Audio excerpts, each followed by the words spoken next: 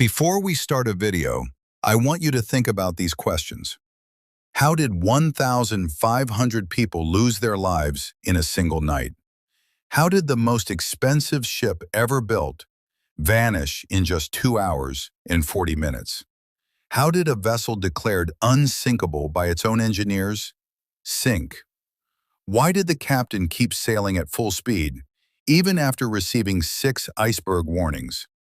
How did one man accidentally taking a single key off a ship kill 1,500 people? Why were there lifeboats for less than half the passengers on the most luxurious ship in the world? And the biggest question of all, if the iceberg didn't really sink the Titanic, then actually, what did? Every answer is in this video, and once you hear them, you'll never look at this story the same way again. Let's begin. But first, let me tell you what this channel is really about. Every structure you've ever trusted was built by human hands. Every bridge, every building, every ship, and human hands also make mistakes. Welcome to Builts and Faults, where we uncover the hidden truth behind history's greatest engineering disasters. Not just what happened, but why. Because behind every tragedy, there's always a chain of decisions that led there. Tonight, we start with a story you think you already know, but you don't. 1,500 people died that night, and the iceberg was the least of their problems. April 14th, 1912. The most luxurious ship ever built, declared unsinkable, vanished into the freezing Atlantic in just 2 hours and 40 minutes. The water was -2 degrees Celsius. Anyone in it had 15 minutes before losing consciousness, 30 minutes before death. But here's the truth most people never hear. The iceberg didn't sink the Titanic. A chain of failures did. Tonight, we uncover every single one. To understand why she sank, you need to understand why everyone believed she never could. 269 meters long, 46,000 tons, 9 decks, 840 cabins, a swimming pool, and 4 restaurants. 2,224 people on board. The world's richest alongside poor immigrants chasing a new life. She had 16 watertight compartments. Engineers said she could survive 4 flooding simultaneously. That promise of invincibility was the first and deadliest lie. The 5 avoidable mistakes that led this incident. Mistake number 1. Speeding through danger. Captain knew the danger ahead and sailed straight into it anyway. Captain Smith received 6 iceberg warnings on April 14th, the first at 9 a.m., 14 hours before impact. He ignored everyone. The ship was running at nearly full speed, 22 knots. Why?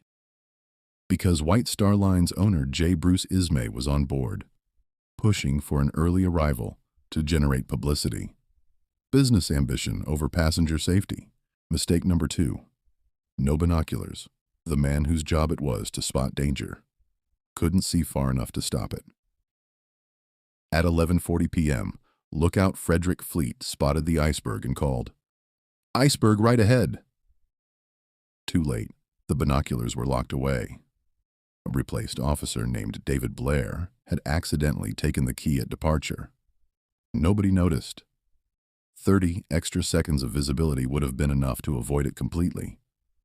One missing key changed everything. Mistake number 3. Brittle steel. The ship that was built to conquer the ocean was betrayed by its own bones.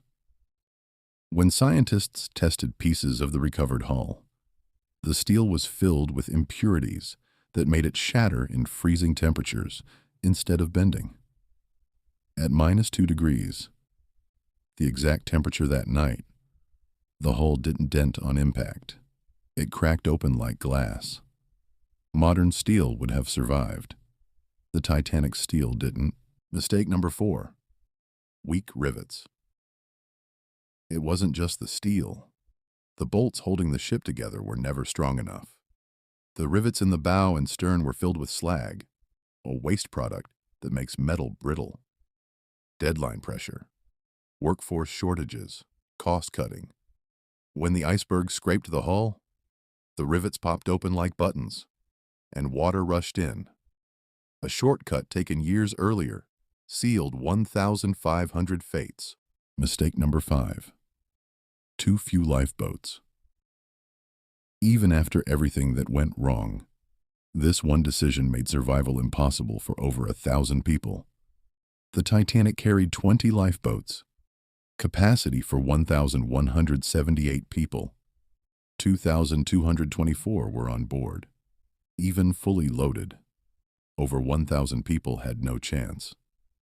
Lifeboat 1, capacity 40, left with just 12 people. British maritime law based requirements on tonnage, not passengers. The Titanic was completely legal, and 1,500 people paid for that loophole with their lives. 5 mistakes had already been made, and the ship had no way left to survive.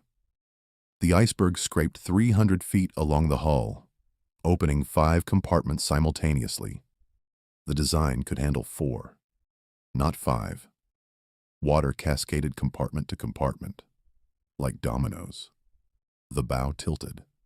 The stern rose. The hull snapped. At 2:17 a.m., the Titanic broke in two and was gone. 710 survived, and what they witnessed changed maritime safety forever. The RMS Carpathia arrived at 4:10 a.m., nearly 2 hours too late for 1,500 people already gone. Survivors described voices in the freezing water going silent, one by one. The crew had received zero emergency training. Nobody knew what to do. But after 1912, everything changed. Lifeboats for every passenger.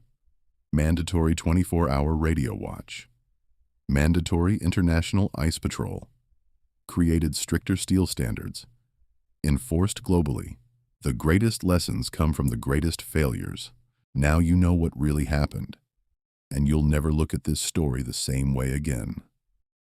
Remember those questions I asked at the very beginning? How did 1,500 people lose their lives in one night? Now you know. Why did the Titanic really sink? Now you know. 6 warnings ignored, a missing key, brittle steel, weak rivets, too few lifeboats, an outdated law. Not one mistake, a chain. If this is the kind of story you want more of, subscribe to Builts and Faults. Every week we uncover the truth behind the world's biggest disasters. Comment below.